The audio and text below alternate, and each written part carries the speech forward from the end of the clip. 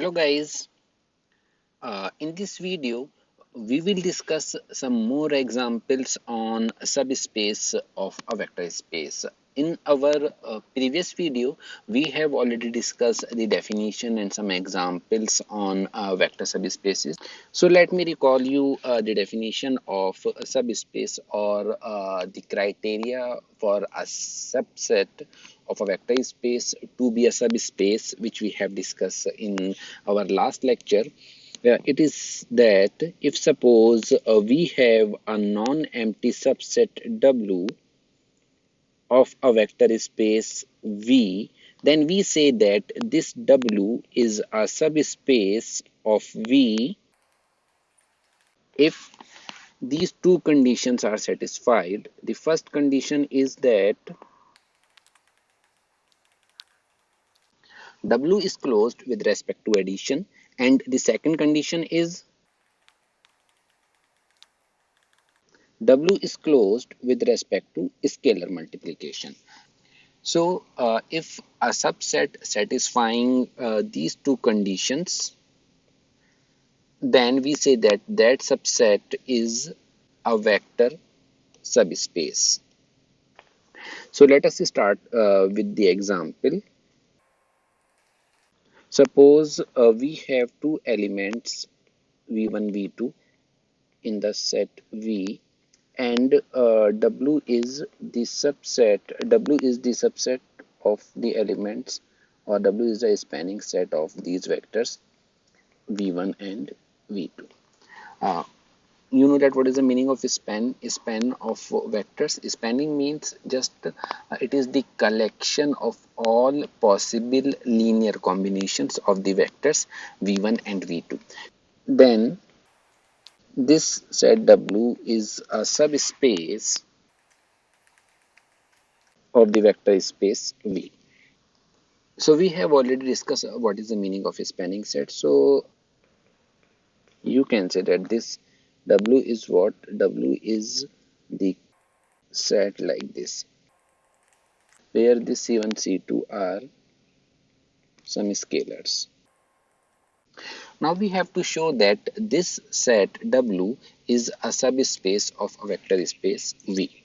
So take any two elements in W, because W is what? W is the span of v1 v2. That means x can be written as the linear combination of the vectors c1 v1 of v1 v2, and y can be written as the linear combination of the vectors v1 and v2 again. So x is, for example, c1 v1, c2 v2. Because y is in also W, so y can be written as again the linear combination of the vectors C3 V1, C4 V2, where C1 C2 and C3 C4, these are some scalars. Now we have to check that W is closed with respect to addition or not. So the value of x is the value of y. Now take V1 common, so it is C1 plus C3 V1. Again take here V2 common, you will get C2 plus C4 V2.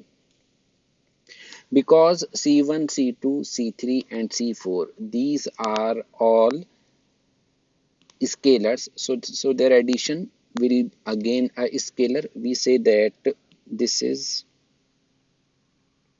D1, this number is D1, and suppose this number is D2. So you see that again this x plus y is the linear combination of the vectors v1 and v2. So this x plus y is in W. So first condition is satisfied. Now similarly for the second condition, check it out. Suppose k is any scalar k and x is any vector in W. So because x is in W, so X can be written as the linear combination of the vectors v1 and v2. So this is c1 v1, c2 v2. So it will be k times c1 v1, k times c2 v2. K is any scalar, C1 is also any scalar. The multiplication, it is again a new scalar. So it will be equal to, suppose, E1 V1, E2 V2, where this E1 and E2 are some scalars. So if you see that again, this kx is the linear combination of the vectors v1 and v2. It means what? So we can say that this kx is in w. So what does it mean? It means that w is closed with respect to scalar multiplication. So both conditions are satisfied. That means this w is a subspace of V. So in general, we have this theorem. If we have n elements in a vector space V, V1, V2, Vn is in a vector space V, then the spanning set of these vectors will be a subspace of V. And remember that this subspace is the smallest subspace containing these vectors Vi, where I running from 1 to n. So this is a very useful theorem.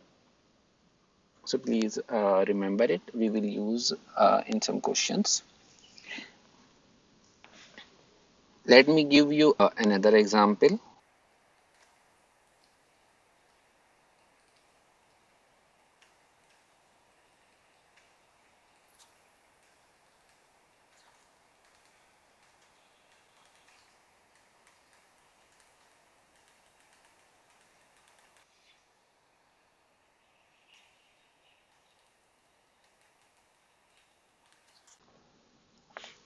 Suppose W is the collection of all elements of the type 2a plus b, 3b, 7a minus 5b, where a, b are some real numbers and it is a subset of R3. So we have to check that this W is a subspace of R3 or not. So if you remember that we have already discussed that if either in linear algebra, in sometimes we will write down vectors like this, or sometimes we will use it as a column vector. So they are same, okay, because W is the collection of all elements of the type this.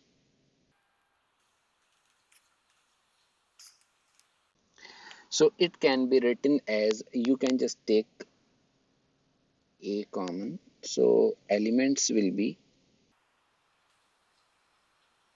1 0 7, take b common, 1 3 minus 5. So this element can be written as this, because a and b are some scalars.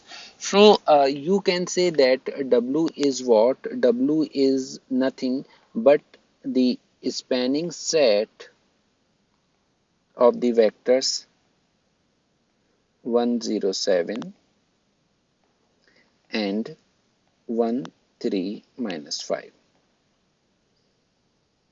And we have already proved that if we have any vectors in a vector space V, and the spanning set will form a subspace. So again, using that theorem, this theorem which we have already discussed, so if we have some vectors in a vector space, then their spanning set will be a subspace of V. So by this theorem, we can say that this set W is a subspace.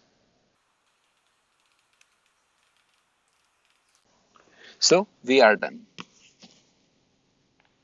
Now next example.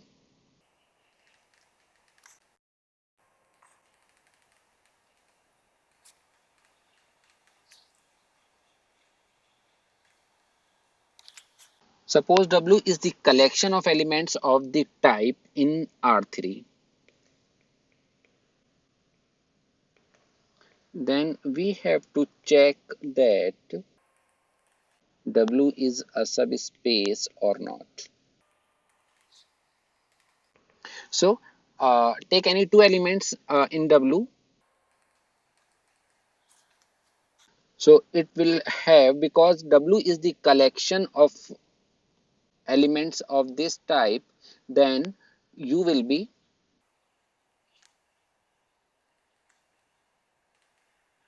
and V will be the. Now we have to check that it is W is closed with respect to addition or not. So take elements, take their sum U plus V. So component wise addition. So we will have 2A1 plus A2, B1 plus B2, 4 plus 4, it will be 8, A1 plus A2 minus B1 plus B2. So if you say that A1 plus A2 is C1 and B1 plus B2 is D1, so it will be, you can say that this is of the type 2C1 plus D1, 8, and C1 minus D1. So if you see that this element is not of this type, because in the second vector or the second element is 8 here, while here we have element 4, so we need 4 here, but it is not 4. So we can say that this U plus V, it is not in W. That means W is not closed with respect to addition, so this W is not a subspace of V. So let us see another example. Suppose a W is the collection of all 2 by 2 matrices X, Y, Z and W, where X minus 2Y is equal to 0 and Z plus W is equal to 0. So we have to check that this set W, which is a collection of matrices, is a vector subspace of M22. Do you remember M22 is the vector space of all 2 by 2 matrices with respect to matrix addition and scalar multiplication. In case if you missed it, please check it out, this video. So let us start. Take any two matrices in W.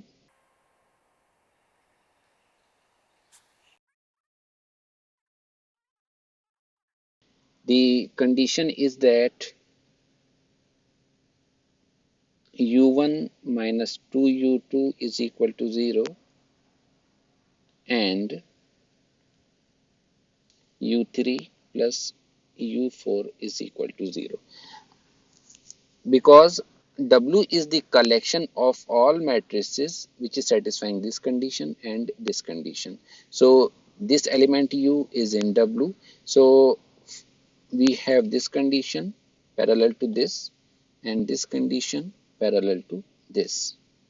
And similarly for matrix V,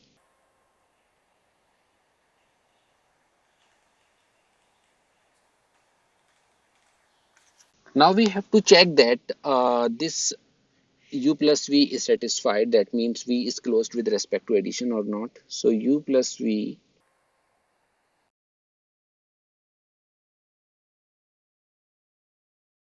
this 2 by 2 matrix. Now we have to check this condition X minus 2Y. That means first variable X minus times second variable Y. So here you can check the value first variable minus 2 times second variable. It can be written as U1 minus 2U2 plus V1 minus 2V2, because U1 minus 2U2 is equal to 0, v1 minus 2v2 is equal to 0. So put these values, 0 here, 0 here, and 0 plus 0, it is again 0. That means this first condition is satisfied. Now for the second condition, z plus w, that means z plus w means third and fourth variables, just take their sum. So we will have u3 plus v3 plus u4 plus v4. We have to check it is equal to 0 or not. Now collect the value of u3 and u4. This is u3 plus u4, v3 plus v4. Because the value of u3 plus u4 is 0, v3 plus v4 is 0. So we have 0 plus 0, this is equal to 0. So both conditions are satisfied. This is second condition. So this condition is also satisfied. That means we can say that this u plus v is in W. Now that means W is closed with respect to addition. We have to check a second condition. Again, take any matrix U in W where U is what? You have elements U1, U2, U3, U4, which have this condition U1 minus 2u2 is equal to 0 and u3 plus u4, this is equal to 0. Now we have to check for any scalar ku. So ku will be, k is any scalar, and we know that the scalar in scalar multiplication, this will be multiplied with each element. So it will be ku1, ku2, ku3, ku4. Now check again these conditions. So first component minus 2 times second component ku2 is equal to, take k common, you have u1 minus 2u2 and the value of this is 0. So we have k times 0 means 0. So first condition is satisfied. Now check the other one, ku3 plus ku4. This is equal to, take k common, you will have u3 plus u4. If you see here, u3 plus u4 is 0.